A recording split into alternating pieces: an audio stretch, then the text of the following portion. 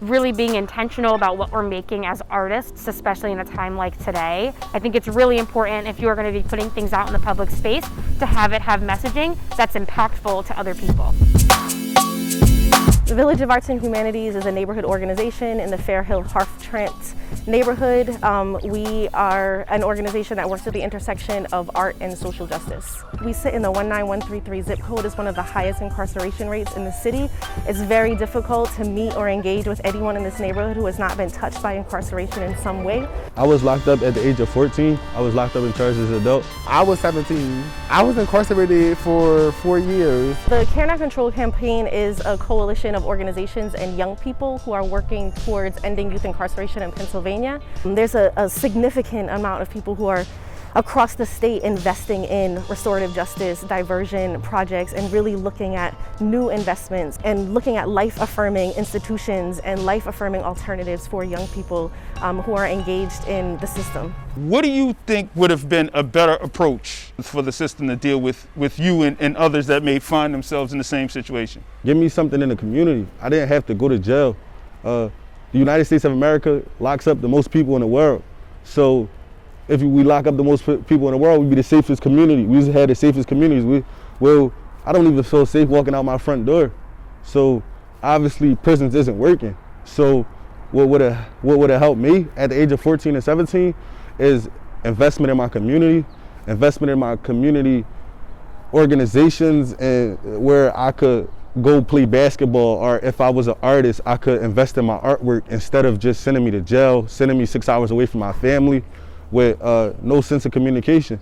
It traumatized me, and I was only a kid. What was it about the atmosphere? What was it about the system that made you say, like, this is something broken here?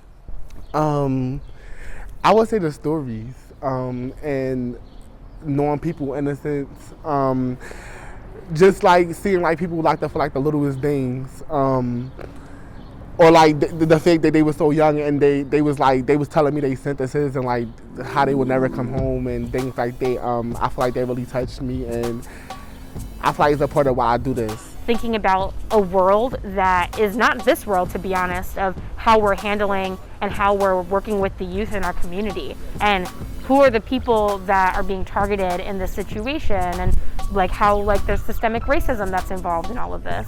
So I think just like really being intentional about what we're making, specifically with the messaging about ending youth incarceration and finding alternatives for the youth that are involved in this. Now, you worked with some of the young people on this project. What role did they play? So I would say like they are the heart and soul of like this whole thing.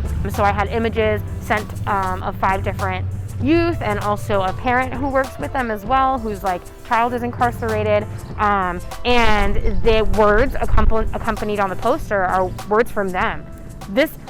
I play a part in this so minorly, in the sense that I have a talent that I'm so happy to be able to put out there and to help with, but it is the work that they are doing, and it is the words that they have and their experiences and their efforts that are what matter in all of this.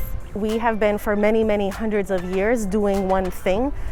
We have to be willing to reimagine, we have to be willing to pilot, we have to be willing to try and fail new things so that we can actually meet this vision where folks can be and show up as their full and authentic selves and create this vision for a world without incarceration. So I think it's a combination between using what we know is working and evidence-based initiatives that are working, like restorative justice, like diversion, but then also really investing in our community members to formalize a lot of the things that they're already doing that we don't necessarily always look to as community alternatives. If you stop using incarceration as a scare tactic and just locking up everybody, these kids will have mentors and dads and uncles and aunts and moms and grandmoms and anybody higher up that can teach them to not fall victim to the same stuff that we've been falling victim to for forever.